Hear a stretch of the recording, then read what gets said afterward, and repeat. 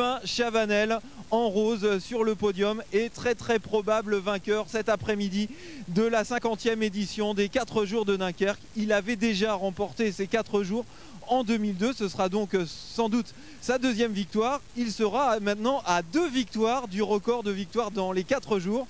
Ce record est détenu par un Belge, il s'appelle Freddy Mertens. Il a couru notamment dans les années 70. Eh bien, nous avons décidé, à l'occasion de cette 50e édition, d'aller le rencontrer, de mieux le connaître. Il habite en Belgique, vous allez voir, il s'occupe d'un musée du vélo. Voici le sujet que nous avons tourné cette semaine avec Bernard Deron et Régis Broy. Bonjour la France, bienvenue au Musée national du vélo. Il est fier, Freddy Mertens. Heureux de vous montrer les plus belles pièces de son musée, de partager son plaisir de travailler ici à Roulers, dans ce temple belge du vélo. Avec ça, on devait monter l'école aussi. Hein. Le maillot jaune de Nico Matan sur Paris-Nice, ou le vélo de Muséou sur Paris-Roubaix ont toujours leur petit succès. Mais le plus convoité dans ce musée, c'est souvent Freddy lui-même. C'est d'ailleurs son petit plaisir, entretenir sa popularité, même auprès des plus jeunes. J'ai 52 ans. Aussi. Et il a 8 ans. Mais je pense que ses parents me connaissent. Et quand ils vont rentrer à la maison, ils vont voir les photos et tout ça. Et pour faire plaisir, pourquoi pas. Hein.